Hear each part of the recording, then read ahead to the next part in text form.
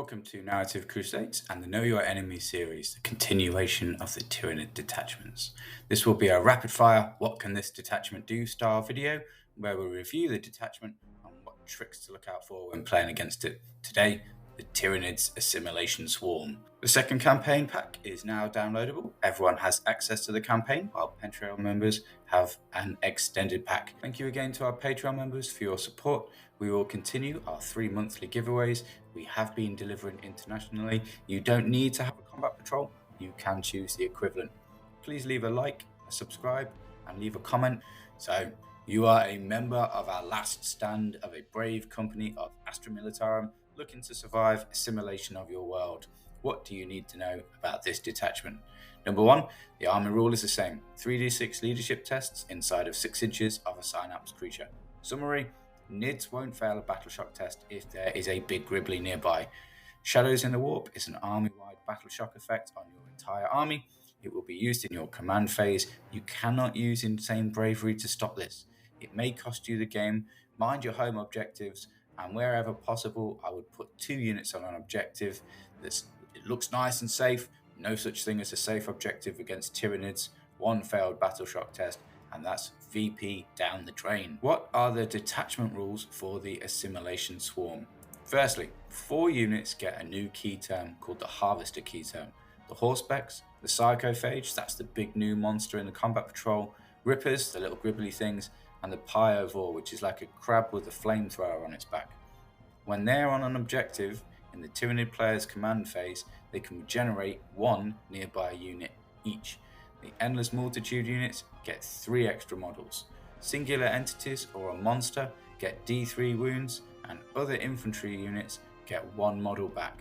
Overall, very similar to the Necron rule, but it's focused around objectives rather than just whatever. Immediately, I can tell you there's going to be at least 3 units of Rippers running around the board regenerating units. What enhancements does this detachment have? Firstly, instinctive defense is fantastic. It's horrible, especially if you're charging a large melee threat. It's very easy for the Tyranid player to hide a small unit of Rippers somewhere or tempt you with a small Harvester unit. Then a larger unit of Nids hiding behind a wall will have a 6-inch heroic intervention and fight first. For 15 points, this is going to be on a combat block somewhere on the table. You need to be aware of where that unit is at all times because it poses a very sizable counter-punch threat in melee. Biophagic Flow has got a 12-inch range, and then Harvesters nearby can have a 9-inch regeneration order. That might be on something like a Tervagon, it might be on a Hive Tyrant, probably a bit of a waste on a Hive Tyrant, but then realize that boosts the range of all nearby regenerating units. There's a lot of cogs to get this to work effectively, but if the Tyranid player is experienced and lining up units, he's going to be regenerating models all over the place. Regenerating Monstrosity, it's going to let the Tyranid player regenerate 2 large models per turn. It's going to be most likely used on Tyrant Guard or on Tyranid Warriors, making it a cheap 20 points. It's going to be in the army somewhere. Look out for the fact that unit, if you don't wipe it out in 1 turn, is going to be bumping itself back up very effectively. Parasitic Biomorphology, +1 strength does make a difference. Look out for strength 5 Gene Stealers or strength 6 Warriors. It goes well on a Hive Tyrant with a large block of Tyrant Guard.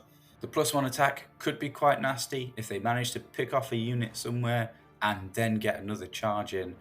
Stratagems. Assimilation Swarm has some reasonable stratagems, and it can lead to a couple of gotcha moments if you're not aware of them.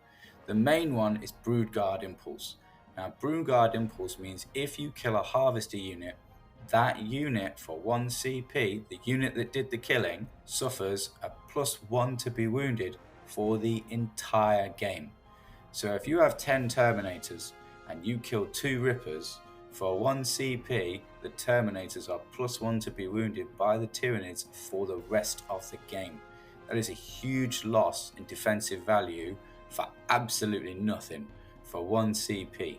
It is not difficult for the Tyranid player to throw out a Ripper Swarm into a huge block that costs 400 points, maybe 500 points if you've really gone all in with characters, and that unit is +1 to be wounded for the rest of the game, you need to look out for that. Secure biomass gives lethal hits on a unit, 5+ if it's a harvester.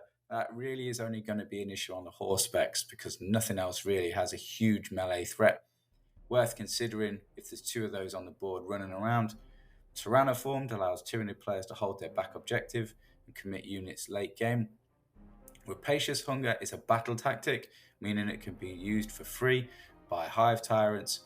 Probably not a huge issue. I'd imagine a Swarm Lord would be run with this detachment because the battle tactics are not that good, meaning that after it's killed a unit, it can regenerate another 3 wounds, well, D3 wounds, and 3 wounds if it's a harvester unit. Ablative Carapace is huge. That can turn a game. If you've got a horse specs on a unit, for 2 CP, it gets a 4+ feel no pain. Suddenly, it might be holding off against situations where it really should have just died. It's only going to be used once a game. It's too expensive to be thrown out there all the time. If it does come up, that's worth looking out for. If you're thinking, oh, I've got an objective, I just need to kill that horse specs on it, I'll easily manage that. Suddenly, it's not a done deal. And Reclaim Biomass can swing an objective if a unit gets killed and then more models start to appear on that objective. The main one to look out for, Broodguard Impulse, Ablative Carapace at swingy moments in the game. Maybe Secure Biomass, but not great in terms of stratagems here. Only Broodguard Impulse having the potential for a really big gotcha moment. What are the potential combos? A Hive Tyrant with Tyrant Guard and double regeneration is going to be difficult to kill at the best of times. Be careful of entering attritional type combats with this.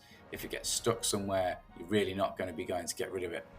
Ripper Swarms floating around the board, throwing themselves suicidally at units to get +1 to wound against them for the rest of the game against your key blocks. That's going to be hard to stop.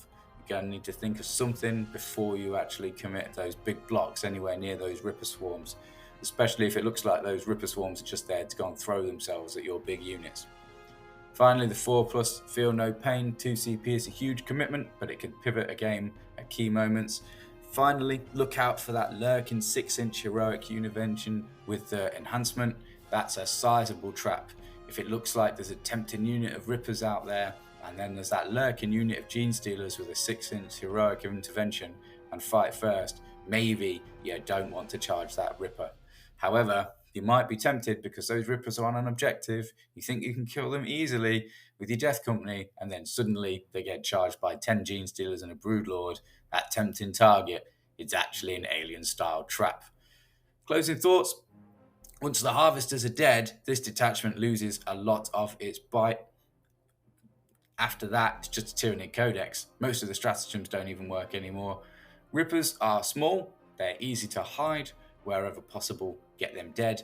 If an objective is zoned out and you consolidate well onto it, it can be hard to regenerate onto an objective, so it's always worth pushing that a little bit further forward where possible. I'd be quite happy if my opponent brought this. It looks like a lot of fun. It looks like a different swing on how to play Tyranids. I think it'd be a great little game. Thank you again to all of our patrons for supporting the channel. Without you, we wouldn't be able to grow the way we are. It is appreciated. The more we get, the more we will be able to give away. So please pop over to the Discord, have a look at the campaign pack, submit your results, leave a comment for us, feed the YouTube algorithm, and if you've listened this far, why have you not hit subscribe yet? Have a good day.